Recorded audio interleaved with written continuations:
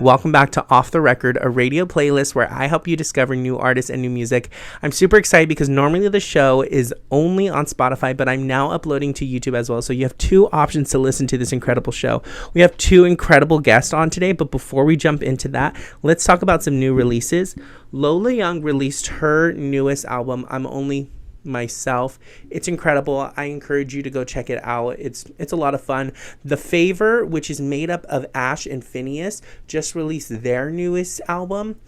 I really enjoyed it. It has that old school 70s dust sound that I think many people will enjoy.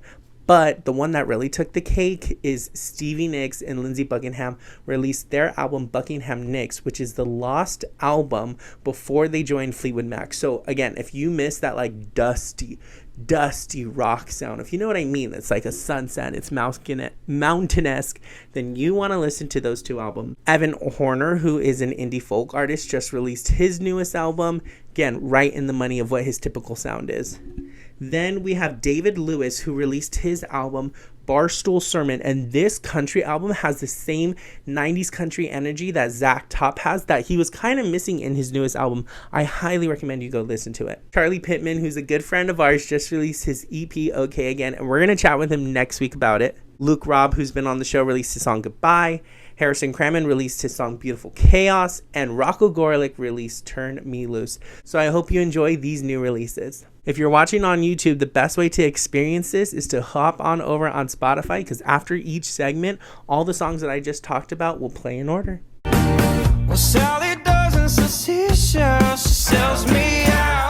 Welcome back to Off the Record, where I help you discover new artists and new music. I'm super excited because I feel like I have been waiting for this interview for so long. I'm here with Noah Richardson to talk about his newest EP. It's so good to see you coming out this Friday. Noah, it's so good to see you. How are you doing? It's so good to see you. I'm good. I'm excited. I can't believe just how soon this is coming up, to be honest with you. Yeah. It's just it's come really, really fast. But I'm excited. There's a lot of cool things going on. So yeah, we were talking about it off camera, about how long I've kind of been holding on to this EP since you originally sent it to me. And I just, like I mentioned, I'm so excited for everyone to finally hear it. I think the first question I want to ask you is your upbringing plays such a huge part in this EP, I feel. Let's talk a little bit about the influences of that, and who were your musical influences growing up? So yeah, a lot of people know, I grew up in a funeral home, which I'm actually I live next door to now. Not to dox my whole location for the internet, but yeah, I guess if people find me, I guess whatever. But yeah, I used to live in a funeral home, and I used to think that didn't really affect or seep into me as much, because I was just this is just normal because I just grew up here. But I think now that I left, and now someone else owns it, and I'm I don't know, I've watched people I've watched car accident, people crash into the front of it, and it get overgrown and all this stuff, and just watching it, I don't know, from afar, seeing myself not there anymore, it's definitely made me realize how much it actually is kind of ingrained in me in a way. But yeah, so for I don't even know if that even answer your question. I'm sorry. So if yeah, for musical influences, so luckily for me, my parents were divorced, so I also along with two Christmases, I also got two different music tastes growing up. So I think those things definitely influenced me. With my dad, I got a lot of the Police, the Beatles, and some Sheryl Crow. My mom was a lot of let's see, Guns N' Roses, Bon Jovi. She listened to Daughtry a lot. She listened to Chris Daughtry a lot, and Pink, and she's a huge Taylor Swift fan. She has a Taylor Swift fan account that has way more followers than I do. What's your mom's era? What's her era? I think the last time I asked her, she said it was I think it was when Folklore came out. She was this is her best album. Great. Have you listened to it? Yeah, I think it's great. Yeah. It's a solid album. Yeah. Um, I mean, but like it just came out at that point, I think. So, I mean, she'll probably say like whatever the last one is because she's such a fan. Well, let's talk a little bit about the writing process for this EP. You dropped a really cool documentary. I loved it. I really enjoyed it about some You of the watched it? songwriting process. Yes, I watched the whole thing, man. That's so cool. What'd you think? You really I liked it? think what I really enjoyed is like you guys just going straight up into the mountains, driving around on that Mhm. snow, and like it seems like you guys had such a good synergy in that room that you guys were bouncing off each Yeah, other. What was yeah. that process like for you?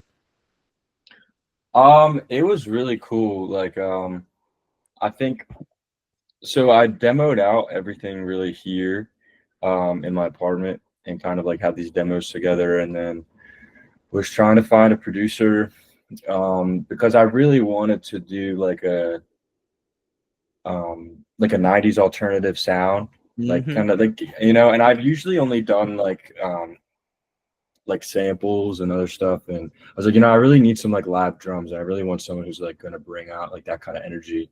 And Yeah. the producer I worked with, Charlie, um, from Ashlong Recording, he's awesome. We ended up bonding over Third Eye Blind's like first album. And Yeah.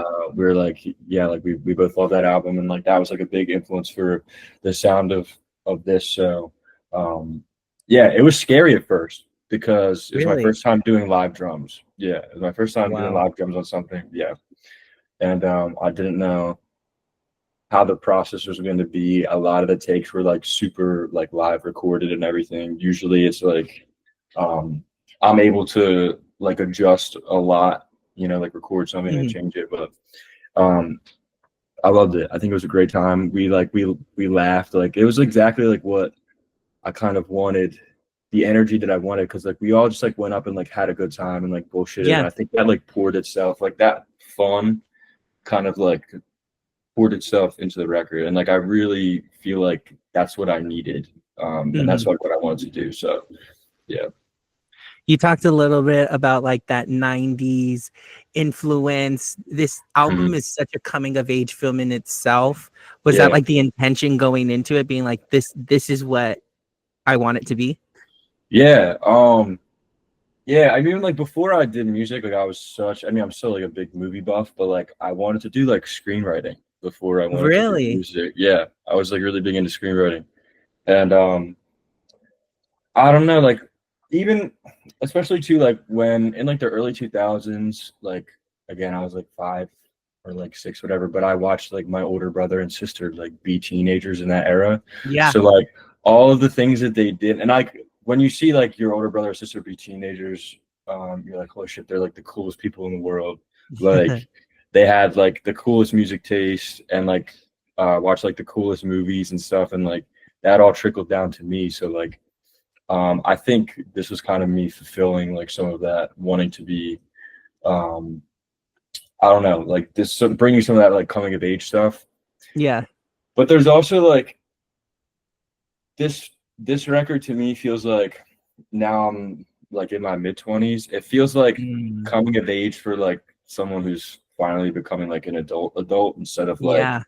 I'm 18, I'm an adult, or I'm 21, I'm an adult. It's now like, no, like your brain is fully developed now at this point, Uh-huh. and you're starting to like learn good habits and like I don't know, be a lot healthier like to yourself, I guess, mentally and like Yeah. whatever, rewire your brain a little bit. So that's like what a lot of it is. Yeah. Well, let's talk a little bit about where the name of the EP came from. It's so good to see you. What shaped that? Um, yeah, I think I just had a long time of not being myself. Mm. And it got to the point I was just like very like dissociated, where it really Yeah. was like every day I would like look in the mirror for like a really long time and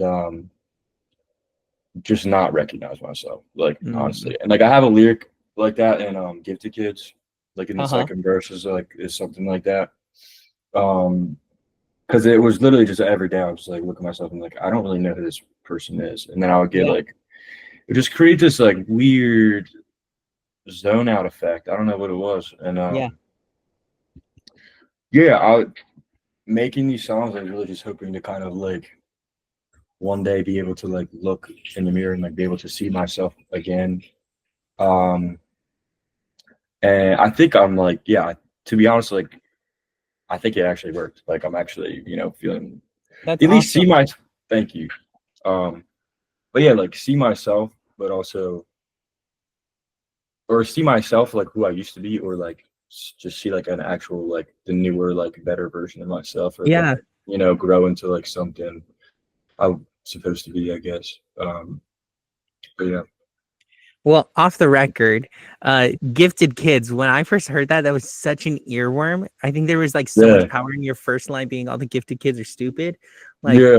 that's probably like one of my favorite tracks that you've ever put out. Thank you, thank you. I'm I, like, yeah, I'm really proud of that song. When you're living with a lot of these songs for a while, I think, especially when you're like a perfectionist or you're just like hard on yourself, you hear these like oh, I hate these songs. Like I'll like love them at first, and then like after a while, uh-huh. I'll be like, I hate these because I don't know. Really? I just heard them so like for so long, but like it's just because I've been listening to them like over and over again. But Yeah. I mean, recently I came back to all of them, and like I listened to Gifted Kids, and I was like, I'm like so proud of this song Yeah. because I feel like I did exactly what I wanted to do, and especially yeah, just like I don't know, from the riffs, like I think the lyricism in that is like some of my absolute favorite. Um, and I was proud of myself for like the guitar solo in that because I played the guitar solo on it, and I didn't really know if I had that in me to do it. I really challenged myself, and Yeah. that took me like 10 hours to do. I was like literally in my room, drinking White Monster, and I think I was like um had doing like zins or something, which like I don't do, and then yeah, I was just like shirtless in my room, like sweating, like no air conditioner, just like doing that over and over again until I got it perfect. And I think, Really? yeah, Well, you're an incredible lyricist. I mean, there's so many songs that I could hear of yours that I could hear once and be able to recite lines from it because they're so wow, genius. Like thank you, I'm seriously genuinely mean that. Like I listen to thank so you, much music, but whenever I like hear one of your tracks, it's memorable, it's thank you, recognizable. I'm like, oh, that's a Noah track. What thank is you. like your process like right now as a writer?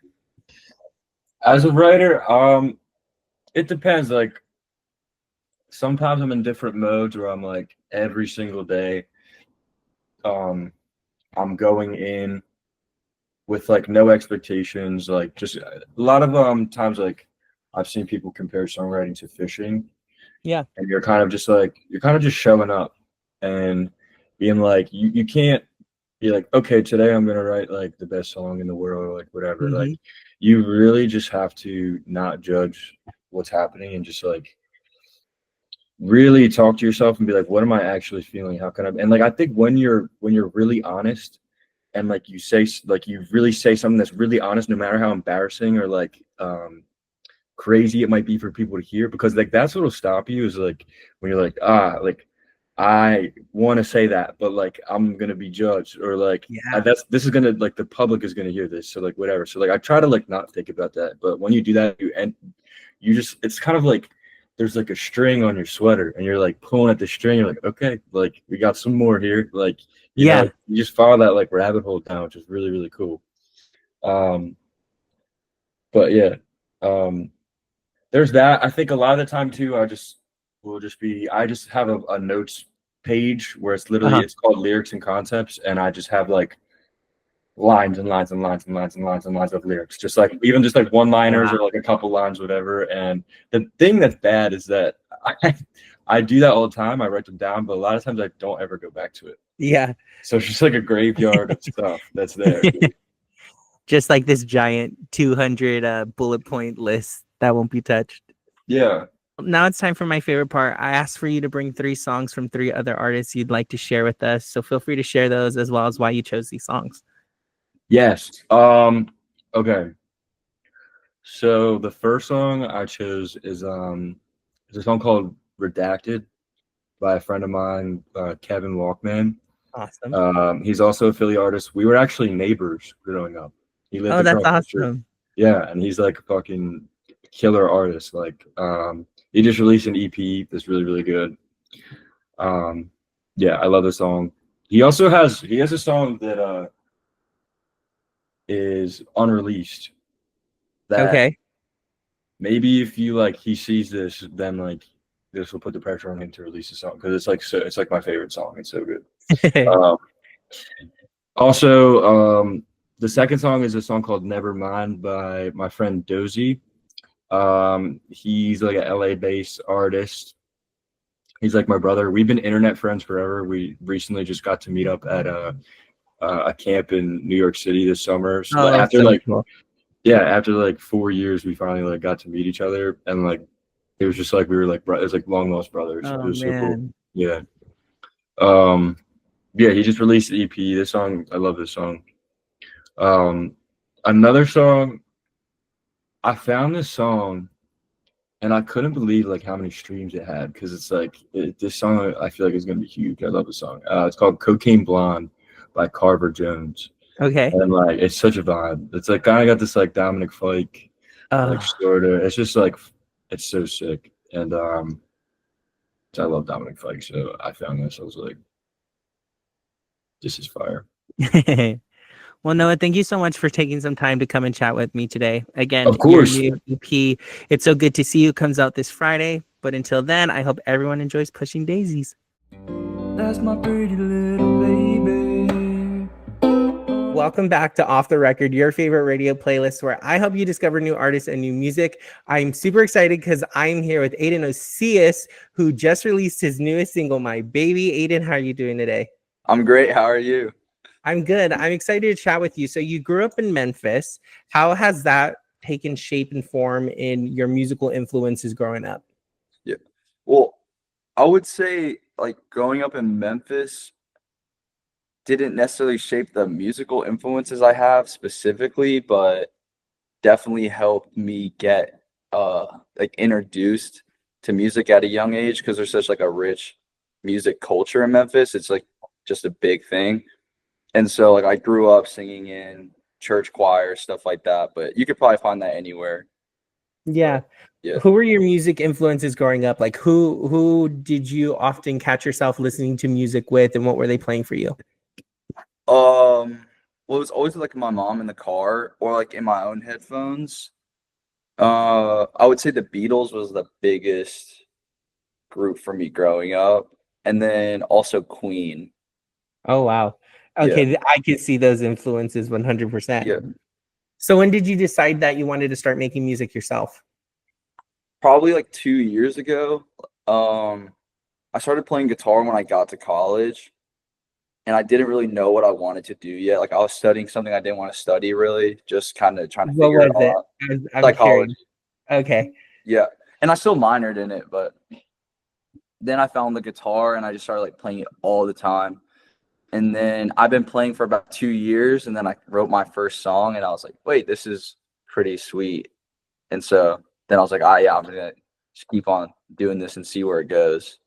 Did you release that song? Yeah, that was too much. Okay. Yeah, Okay. and Falling My Way was the first song I ever wrote, but Too Much was the first song I released. What was the first song you learned on guitar? I always like to ask Oh, people that's a this. good question. Um, well, I took lessons when I was like in 5th grade, Okay. but then I like put it down. It was just like acoustic guitar. And probably like I think Country Road was the first song we learned how to play. Wow. Yeah, yeah. But then That's the first song that I actually like learned how to play out of my own like free will, it was a Nirvana song. I forgot which one. I think it was In Bloom. It's like okay. I heard that song and I was like, yeah, like I want to learn how to play that. Yeah, you have a really strong you're a really strong guitarist. We see it a lot on your social media. When I did you appreciate it. start deciding to post like guitar content? When did I?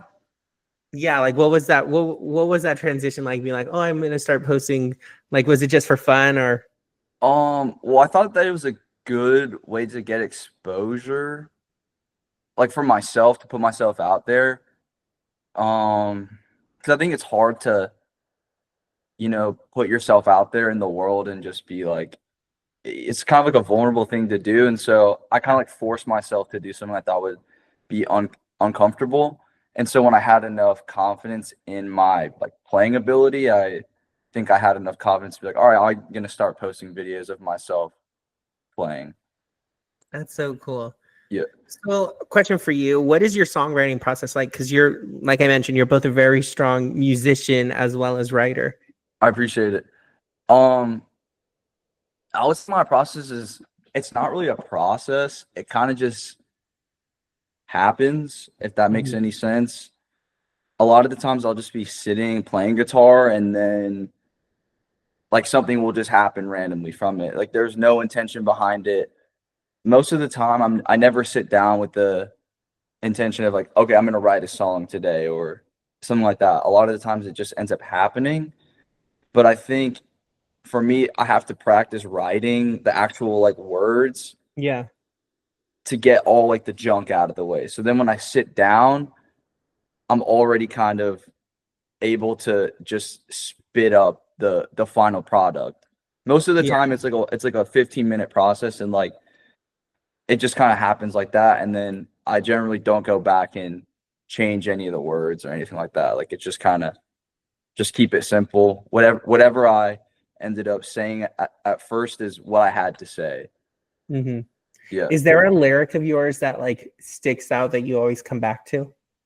Oh, that's a great question. Um, yeah, I would say a lyric on Falling My Way that I really like is what's meant to be will simply be. We're in a loop stuck on repeat. I just think that's a way that I see life a lot of the time. These like reoccurring patterns show up in our life in different ways. And so a lot of the time, like you'll meet someone and you feel like you've met them before. It's like, oh, they remind me of this person or stuff like that, where it kind of seems like everything has already happened before, if that makes Yeah. any sense at all. Yeah, it does. Yeah. It does. That's so cool. So you've been playing a lot of shows lately. Where do you kind of see your music taking a path down the road over the next couple of years?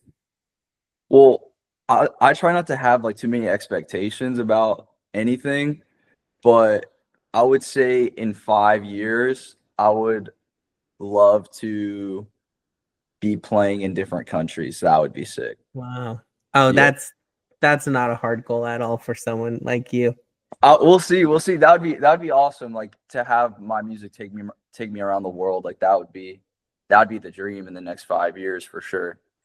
Is there any like dream collaborations you have? Oh, that's a good one too. I would say one person I think would be sweet to work with would be Steve Lacy. That'd be Yeah. awesome. And then John Mayer. Okay. Yeah, I like that there'd for be some you. great That's guitar work solid. on that. Yeah. That's really solid. Well, let's talk about the new single, My Baby. Kind of Mhm. tell us a little bit about the story behind it and how it came to be. Yeah. So this one's kind of funny. This is the first song that I wrote that it wasn't related to anything that had happened to me personally in any way. Um, I had someone tell me like all my lyrics were like sad and like yearning and this and that. And so I was like, all right, like I need to write just Challenge like a really accepted. happy love song. And it was like similar to my other creative process where I was just sitting down, just messing around on the guitar. And then I came up with this riff like for the song. And then I just started like the words just flowed like so well with this. It didn't take much effort. But yeah, it's kind of made up, but it's like a romanticized version of how I would view like the one being like your Yeah. person being like what that relationship would look like type of thing. Yeah. Is there a certain thing that you would hope audiences take away from listening to it? Oh, that's a good one. Yeah, I would say to just be thankful every day, like for everything that you Mm. have, for the relationships that you have. I would say even aside, like love is the main topic, but I would say that gratitude is Mm. another big one with the song as well. Just like being thankful every single day, regardless like of if you have a partner or not, but just like being thankful for like the stuff that you have type of thing. Yeah. Yeah. Yeah.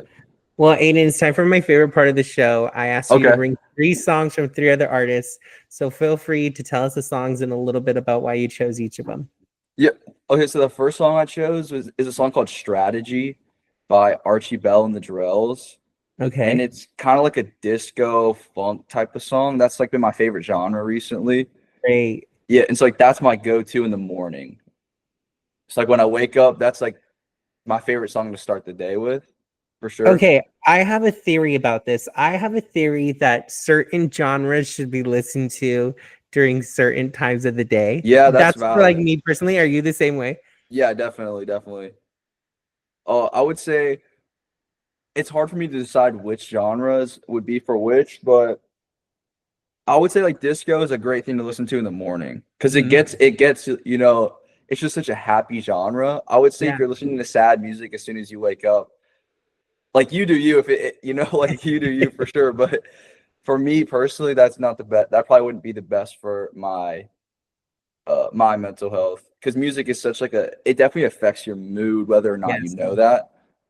And so I would say picking a song that has lyrics that like you're repeating kind of throughout the whole day. It's important for me that the first song would be something upbeat, happy, like get you Yeah. going through the day. Yeah. What I love genres that. would you say you like in the morning? See, for me in the morning, it's a lot of it just depends on the day. Sometimes Yeah, I'll that's wake fair. up and it's like Donna Summers and Shaka Khan, or it's Okay, yeah, like yeah. I'm gonna have a Carole King Tapestry type of Yeah, morning. for It like sure, for sure. really, yeah. Yeah, that's But sweet. for me, like especially like trap and rap and hip hop, those are like my late at night, 10 Yeah, that's o'clock valid. hour. Yeah, like about to go out, like getting ready to go Uh-huh. out type of thing. Yeah. Yeah. What about your second artist? The second song I picked was One Rainy Wish by Jimi Hendrix. Yeah, that's just one of my Solid. favorite. Like, well, Jimi Hendrix is my favorite artist. Like, that's my biggest musical Uh-huh. influence. But that's one of my favorite songs. I think that it's just such a great like storytelling song. Like what is done with the instruments and the lyrics. It's just underrated Hendrix song for Yeah. sure. And hearing that, and as a compliment to you, that comes across in your music that like you are a Hendrix fan. Like we Oh can yeah, I wear that solidly influence on hear my it. sleeve, definitely.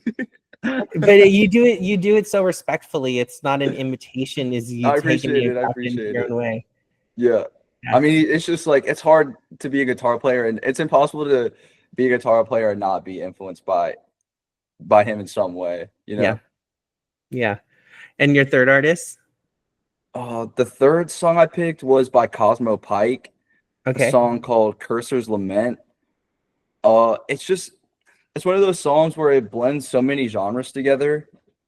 It's kind of like indie, but also soul and R&B, like just genres that I really like.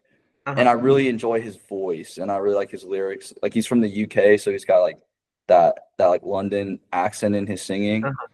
But yeah, super underrated artist. Like I'm a huge fan. I would be doing a disservice to all the musicians out there who are also guitarists if I didn't ask you what your favorite McGee track is. Oh, that's a good one. Like just in terms of guitar or just It, like in production general. as whole, in general, yeah. Probably Candy. Yep. Yeah, the guitar playing on that one is so sweet. It is so sweet. See, that is someone I would love to see you on a bill with. Yeah, I mean, I'd be down.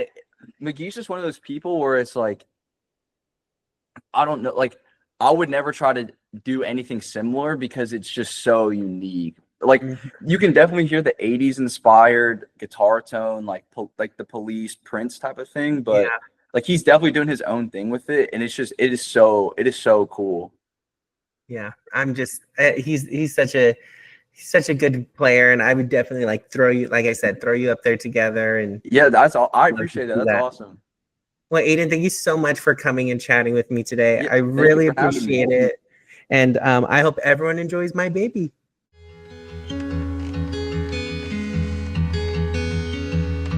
It is time for my favorite segment, 3 New Artists, where I share with you 3 artists, 3 bands for you to check out that you probably never heard of before.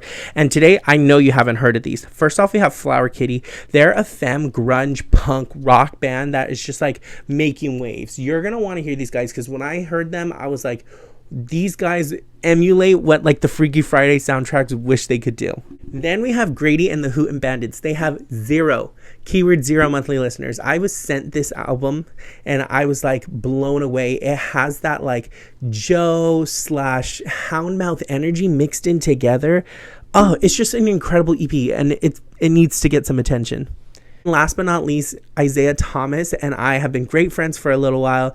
I've always enjoyed his music, but he just released a new album. He doesn't classify himself as a Christian artist, and we had a beautiful conversation about that I think I would love for him to come on the show to talk about a little bit more. He doesn't label himself as a Christian artist, but he does create Christian music. So I think you should check out his album. It's definitely in the rap hip hop era if that's your alley. Thank you so much for listening to this week's show. I hope you enjoy these segments.